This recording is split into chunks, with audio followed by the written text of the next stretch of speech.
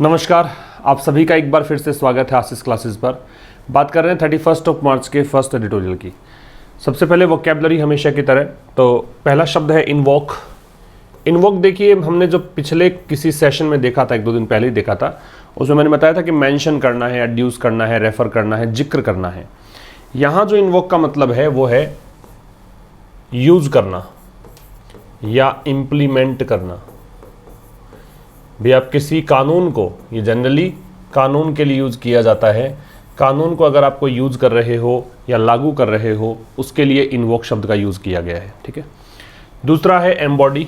Embody verb है, इसका मतलब इंक्लूड है या फिर इसका मतलब एनकम्पास है।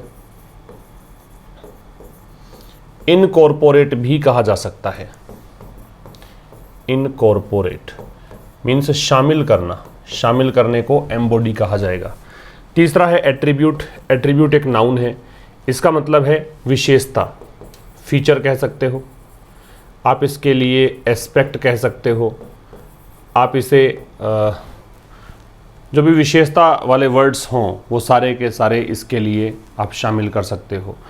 ठीक है। ट्रेट्स जैसे एक वर्ड होता है TRAIT, ये भी यूज़ किया जा सकता है। नेक्स्ट है कंटेंट। कंटेंट एक वर्ब है, इसका मतलब दावा करना होता है।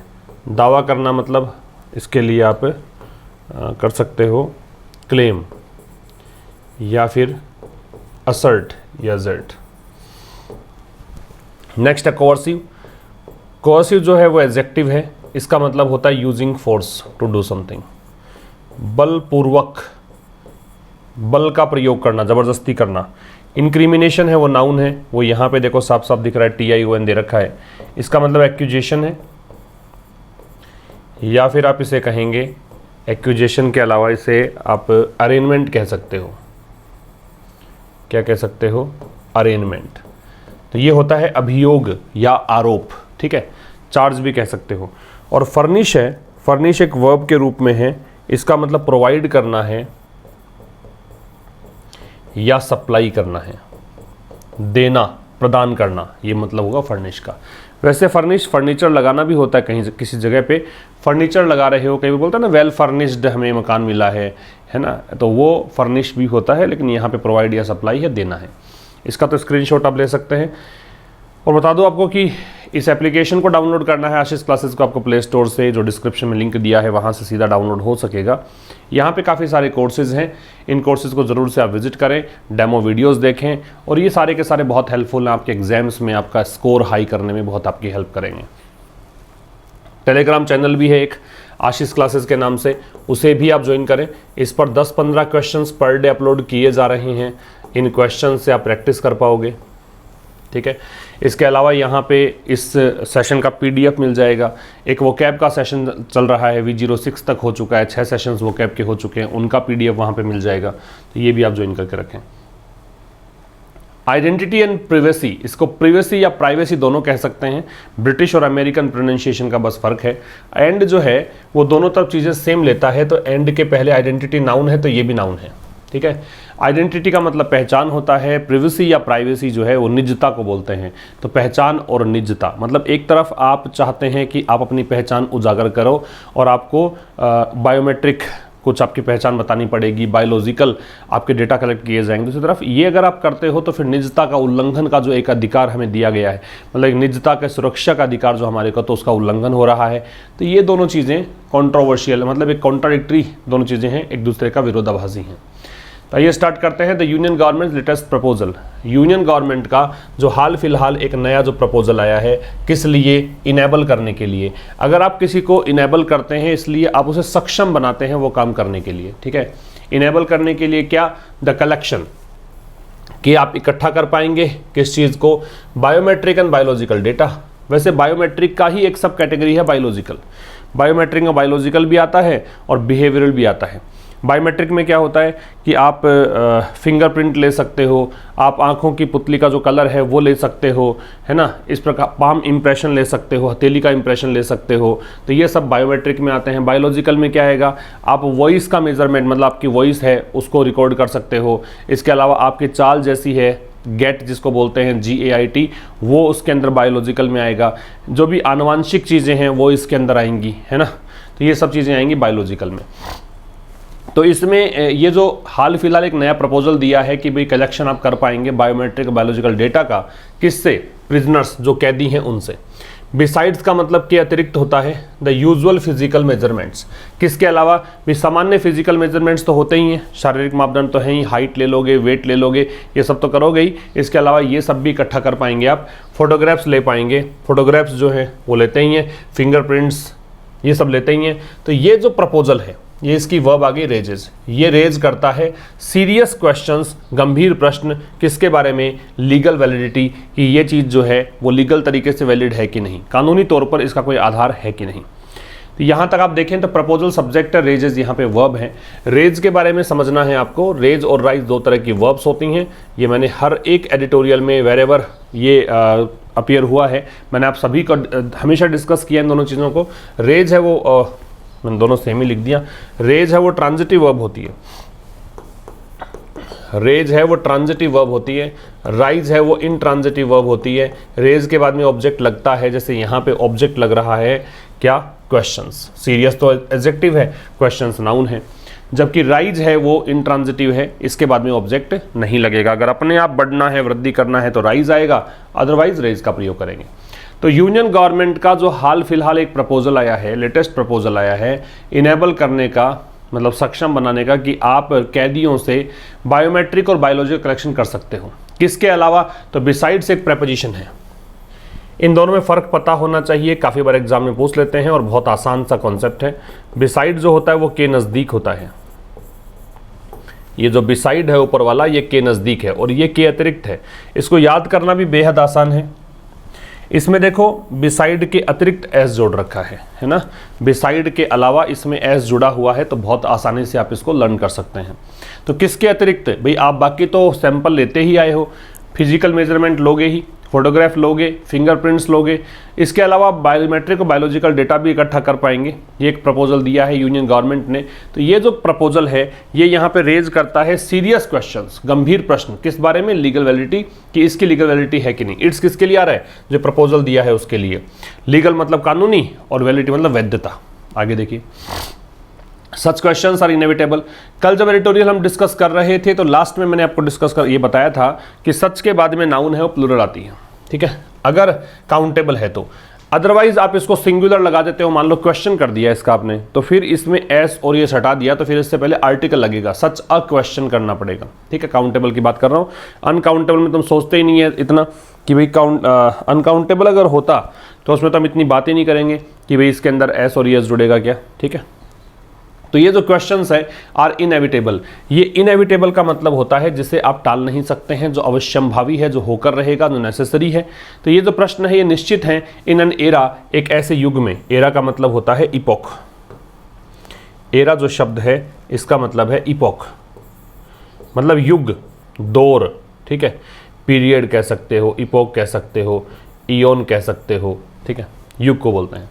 तो ये जो प्रश्न है वो इनएविटेबल हैं। इनएविटेबल कई बार वन वर्ड में पूछ लेते हैं, that which can not be avoided, जिसे आप टाल नहीं सकते हैं, that which can not be avoided, उसे कहा जाता है इनएविटेबल। और इनएविटेबल एडजेक्टिव होगा क्योंकि एबल दे रखा है लास्ट में।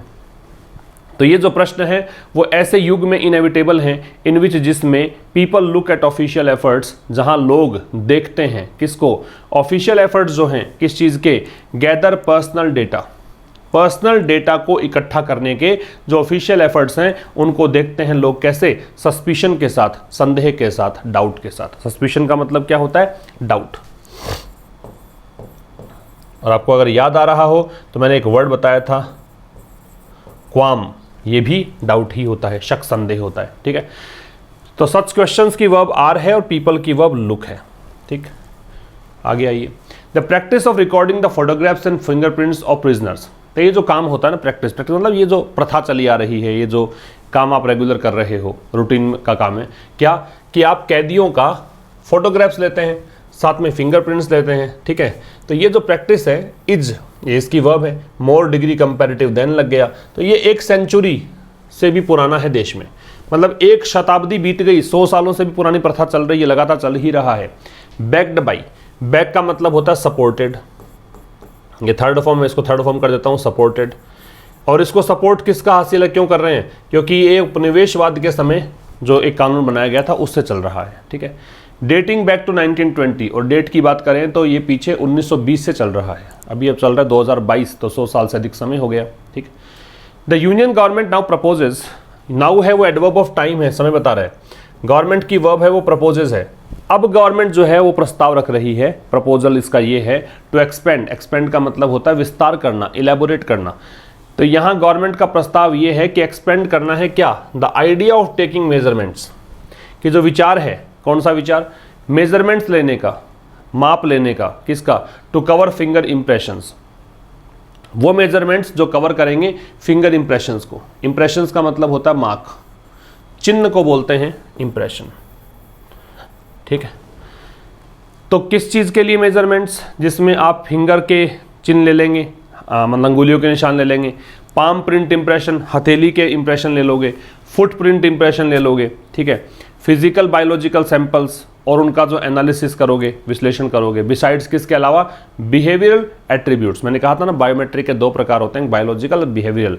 अब बिहेवियरल की बात कर रहा है, एट्रीब्यूट्स का मतलब बताया मैंने, विशेषता होती है, इंक्लूडिंग जिसमें शामिल है, इंक्लूडिंग प्रेपोजिशन है, signature and hand writing. Behavioural में क्या आता है, सिग्नेचर, हैंड राइटिंग, मैंने कहा था चाल, वॉइस, ये सब ये बिहेवियरल में आती है। ठीक है, तो ये सिग्नेचर एंड हैंड राइटिंग ये भी इसी में आएगी।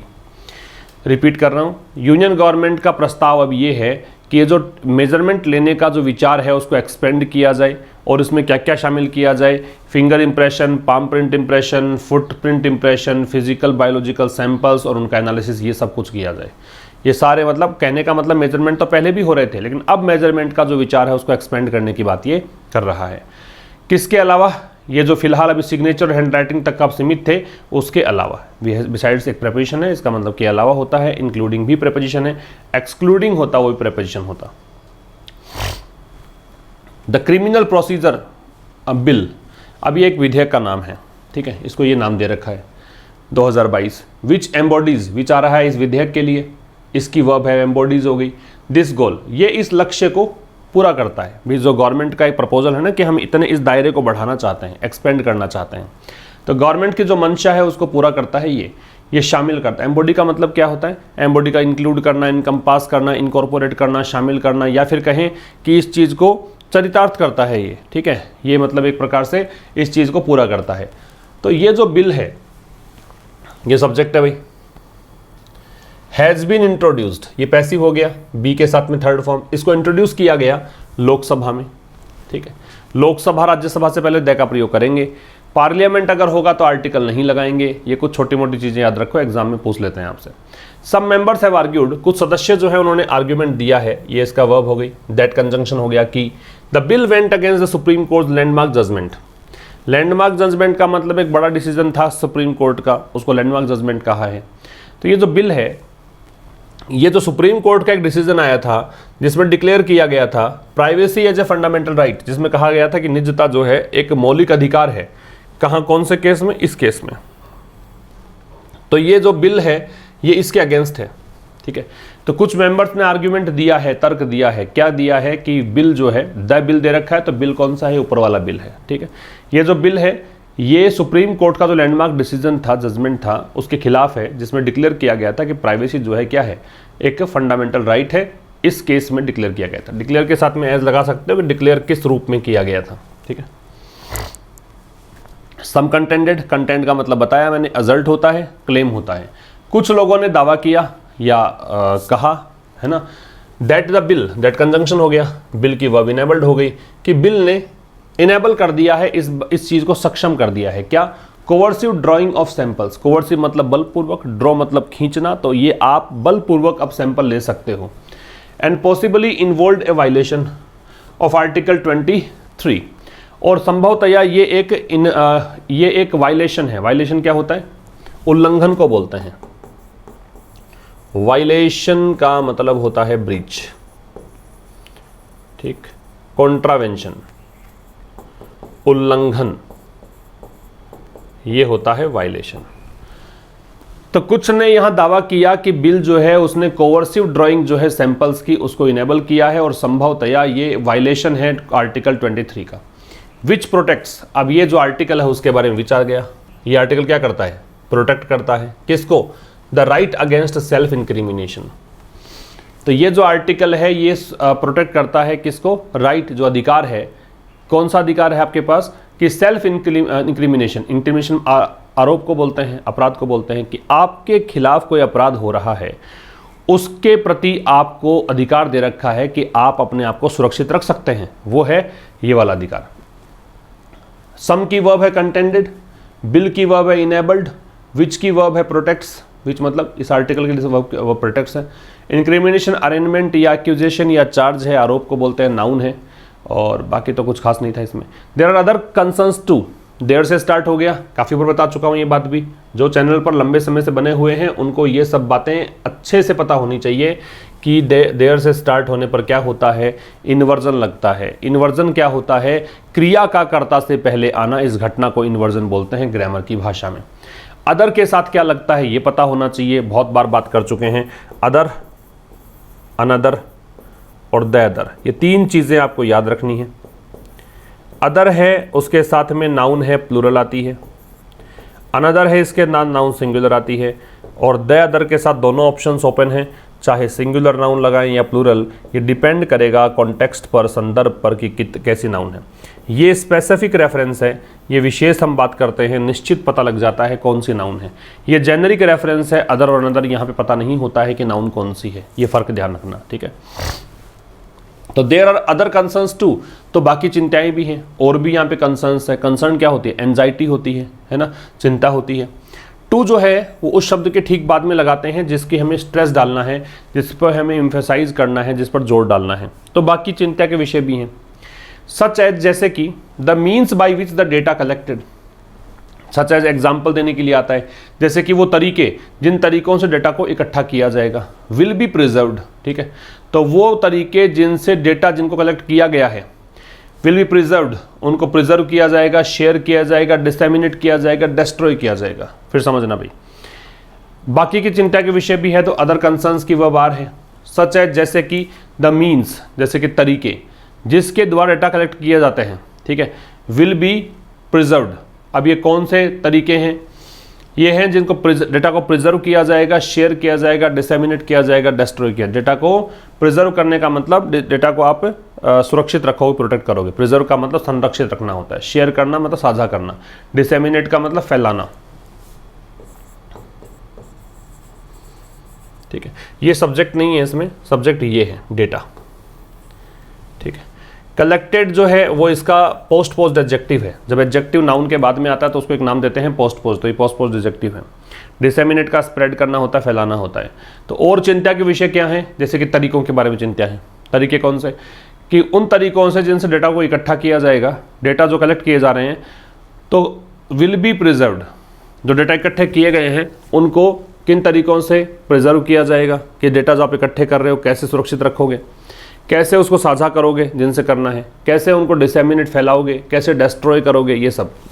The bill allows the records, bill की वर्ब है, अलाउज है। ये जो बिल है ये अलाउ करता है कि आप रिकॉर्ड्स जो हैं उनको प्रिजर्व कर सकते हैं 75 ईयर्स तक।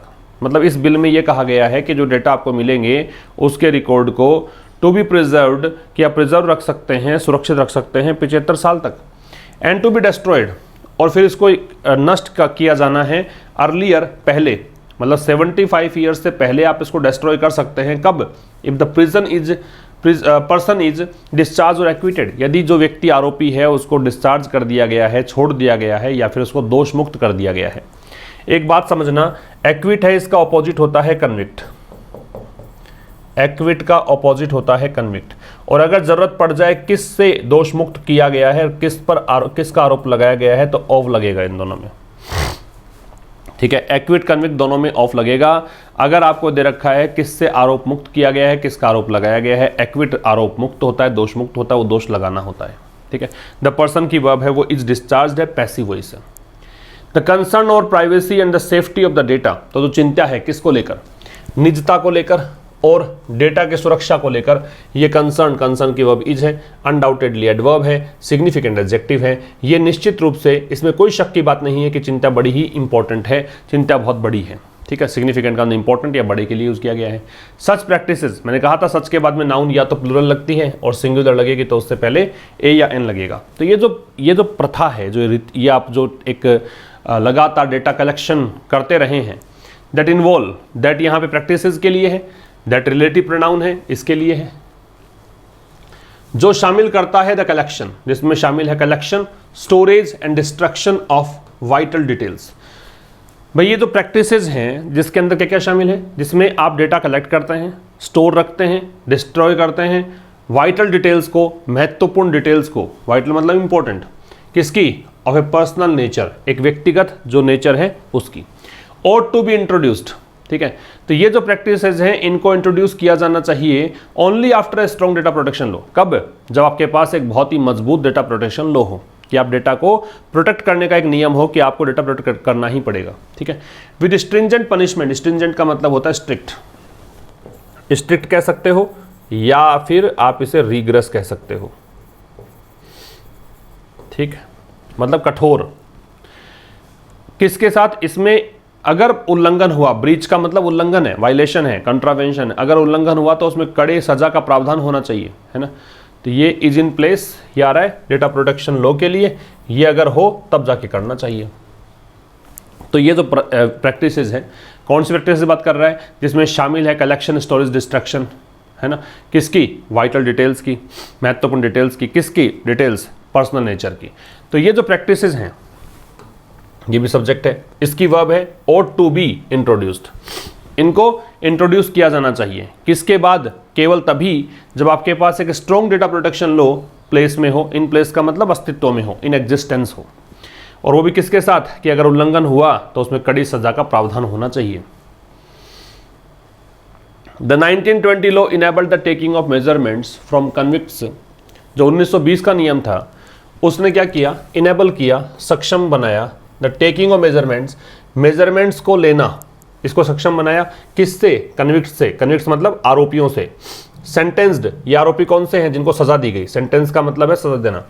सेंटेंस नाउन है तो वाक्य है, सेंटेंस वर्ब है तो इसका मतलब पनिश करना है, सजा देना है, ठीक है। जिनको सजा दे रखी है प्रिजन टर्म 4 of 1 year, मतलब 1 साल की कैद, एंड अबव या फिर इससे ऊपर, and anyone arrested on A charge, या फिर कोई भी व्यक्ति जिसको अरेस्ट किया गया है एक ऐसे आरोप पर, that attracts such a prison term, वो आरोप जो कि अट्रैक्ट करता है, आकर्षित करता है ऐसा ही कोई प्रिजन टर्म, मतलब 1 साल या उससे अधिक सजा, ऐसा आरोप जिसके अंदर इतनी सजा निश्चित कर रखी है मतलब एक कानून ने, वो है अगर। एंड थर्डली, और तीसरी बात, वन हु हैज़ फर्निश्ड, जिसने कि फर्निश किया है, प्रोवाइड किया है बॉन्ड, किसके लिए? गुड बिहेवियर एंड पीस, जिसने कहा है कि मैं अच्छा व्यवहार करूंगा और शांति रखूंगा जेल के अंदर, ऐसा किसी ने अगर बॉन्ड दिया है तो तीसरे के लिए। ये सब कुछ है इसमें, फिर समझो। द 1920 लॉ की वर्ब इनेबल्ड है, तो 1920 का जो कानून था उसने क्या किया?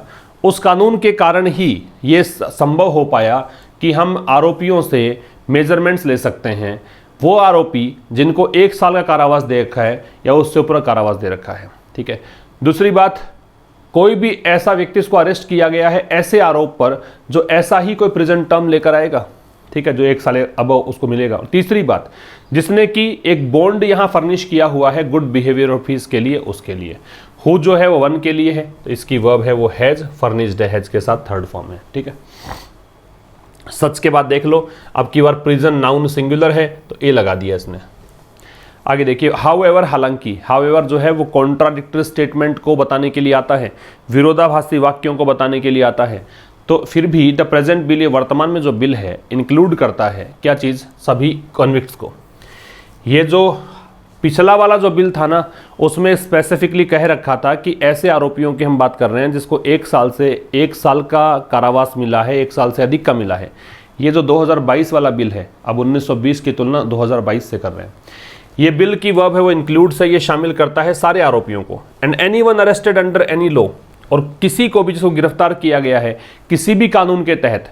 कौन सा कानून? जो इन फोर्स है, जो अभी लागू किया हुआ है, और डिटेन्ड, डिटेन का मतलब होता है कैद करना, नैब करना, अरेस्ट करना, ये होता डिटेन। एप्रहेंड भी एक वर्ब होती है, ठीक है, ये होता गिरफ्तार करना। या फिर जो गिरफ्तार किया गया है under any preventive detention law, ये कानून होता है अभी। इसमें क्या होता है कि कोई व्यक्ति, आपको लग रहा है, आपको शक है कि ये व्यक्ति अपराध कर सकता है, तो उसको रोकने के लिए आप उसको जेल में डाल दो। अपराध हुआ नहीं है लेकिन उसको प्रिवेंट करने के जेल में डाल दो, ये कानून है उसके तहत। किसी के तहत, किसी के अधीन, किसी के चलते, उसके लिए अंडर का प्रयोग करते हैं, ठीक है। There is a provision, provision का मतलब एक नियम मान लो, प्रावधान मान लो, तो एक प्रावधान है। फिर देखो देयर से स्टार्ट हुआ तो इन्वर्जन है, प्रोविजन की वर्ब ये रही। प्रोविजन नाउन है, ए लग रखा है इस कारण से। एक प्रावधान है बाय विच, जिसके द्वारा एन अरेस्टेड पर्सन, ऐसा व्यक्ति जो गिरफ्तार किया गया है, एन डिटर्मिनर है, अरेस्टेड एडजेक्टिव है, पर्सन नाउन है। तो एक ऐसा प्रावधान भी है जिसके तहत जो व्यक्ति अरेस्ट किया गया है, not accused of an offence, वो आरोपी जो कि आरोपी नहीं है, अक्यूज्ड के साथ ऑफ लगता है भाई। एन ऑफेंस एक ऐसे आरोप का, ऑफेंस का मतलब क्राइम। अगेंस्ट ए वुमन, किसी महिला या बच्चे के अगेंस्ट किसी ने आरोप किया, मतलब अपराध किया है, ऐसा नहीं है, ठीक है।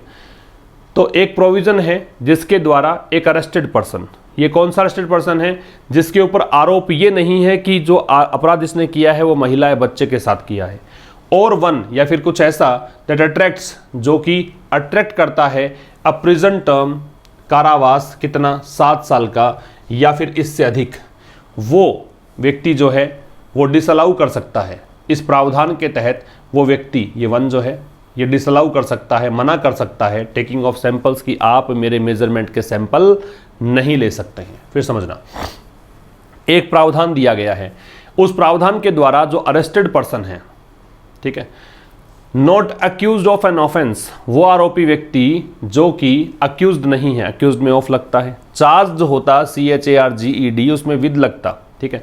ऐसा आरोपी जो कि अक्यूज्ड नहीं है, किसका? आरोप का, ऑफेंस का। ऑफेंस किसके अगेंस्ट? एक महिला या बच्चे के अगेंस्ट, या फिर किसी ऐसे के against that attracts a prison, मतलब एक ऐसा आरोप जिस, मतलब ये वन जो है ये आरोप के लिए दे रखा है, वन की वर्ब ये डिसअलाउ नहीं है, थोड़ा ध्यान से देखना पड़ेगा भाई इसको। ये कुछ इस तरीके से है, ये इसको बनाओ सब्जेक्ट, ठीक है। ये इसकी वर्ब हो गई। एक प्रावधान है जिसके द्वारा एक आरोपी व्यक्ति, अब आरोपी व्यक्ति के बारे में थोड़ा सा डिस्क्रिप्शन यहाँ से लेकर इसने यहाँ तक दे दिया, ठीक है। ये वो आरोपी व्यक्ति है जो अक्यूज्ड नहीं है, आरोपी नहीं है एक ऐसे अपराध का जो अपराध महिला या चाइल्ड के अगेंस्ट किया गया हो, या फिर एक ऐसा आरोप या ऐसा अपराध, ये वन जो है ये सब्जेक्ट नहीं है, ये आ रहा है ऑफेंस के लिए, ये या ऐसा अपराध जो कि अट्रैक्ट करता है प्रिजन टर्म 7 ईयर्स या उससे ज़्यादा का, ठीक है। या ऐसा आरोपी है जो कि ऐसा उसने आरोप, मतलब अपराध नहीं किया है जो या तो महिला या बच्चे के खिलाफ हुआ है, या ऐसा अपराध नहीं किया है जिससे 7 साल या उससे अधिक की सज़ा उसको मिलेगी, तो वो अरेस्टेड पर्सन जो है वो डिसअलाउ कर सकता है, मना कर सकता है सैंपल लेने से। नॉट ऑल डिटेनीज, डिटेनीज का मतलब जो प्रिजनर है, कैदी है, जिसको डिटेन किया गया है, जिसको कैद किया गया है, तो सारे के सारे जो कैदी हैं शायद वो नहीं जानते, नोट दे रखा है दैट की दे कैन इंडीड डिक्लाइन, की वास्तव में डिक्लाइन कर, दे की वर्ब है वो कैन डिक्लाइन है, कैन और ये डिक्लाइन ये वर्ब है। तो कह रहा है कि भाई सारे के सारे आरोपी शायद ये नहीं जानते, मैं संभावना बताता है कि वो वास्तव में मना कर सकते हैं किस चीज़ के लिए? To let biological samples to be taken. Let जो होता है allow something to happen, allow somebody to do something, allow something to happen, ये सब इसका मतलब होता है। तो शायद ये नहीं जानते हैं सारे के सारे जो कैदी हैं कि वो बायोलॉजिकल सैंपल्स लेने से मना कर सकते हैं वास्तव में, ठीक है। And it may be easy, और ये बहुत आसान हो सकता है फॉर द पुलिस, इसको पुलिस पढ़ते हैं, पुलिस जो नाउन है वो प्लूरल होती है, ये पता होना चाहिए। इसके साथ अगर वर्ब लगानी होती है तो कैसी लगानी है? प्लूरल लगानी है। और ये ईजी हो सकता है पुलिस के लिए टू इग्नोर सच रिफ्यूज़ल, कि ऐसे रिफ्यूज़ल को वो इग्नोर करें। अगर कोई मना कर रहा है तो आप इग्नोर कर रहे हो। एंड लेटर क्लेम, लेटर मतलब समय में बाद के लिए आता है, टाइम में बाद के लेटर आता है, इसको लेटर बोलते हैं। ये लेटर होता है, ये आता है सीक्वेंस के लिए, क्रम के लिए, ये आता है टाइम के लिए, ये डिफरेंस है दोनों में। तो ये आसान हो सकता है पुलिस के लिए कि वो ऐसे रिफ्यूज़ल को इनकार कर दे, मना कर दे और बाद में दावा करे that they did get the detainees consent. Consent का मतलब क्या होता है? कंसेंट का मतलब सहमति, अग्रीमेंट कह सकते हो।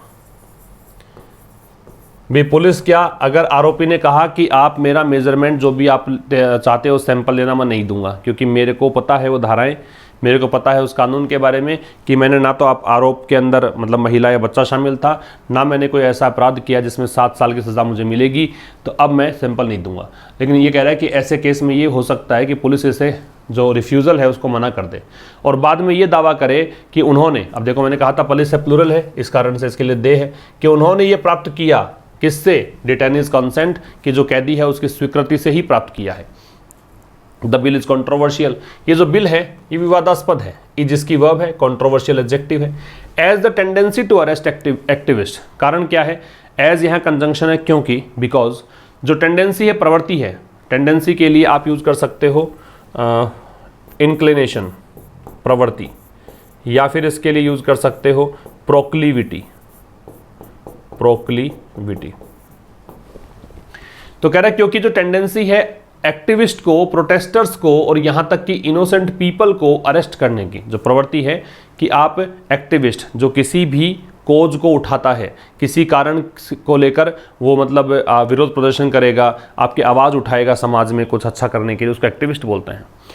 तो क्योंकि जो प्रवृत्ति है कि आप एक्टिविस्ट को गिरफ्तार कर लेते हो, प्रोटेस्टर्स को गिरफ्तार कर लेते हो और यहाँ तक कि आप निर्दोष लोगों को गिरफ्तार कर लेते हो, और ग्रेव चार्जेस, ग्रेव का मतलब होता है सीरियस, और मैंने कहा था इन्वोक का मतलब लागू करना है, और गंभीर आरोप आप लगाते हो, ठीक है। तो ये जो टेंडेंसी है, इस टेंडेंसी की वर्ब इज है, इज ऑन द राइज, ये टेंडेंसी बढ़ रही है। ऑन द राइज का मतलब इंक्रीज हो रही है लगातार, है ना।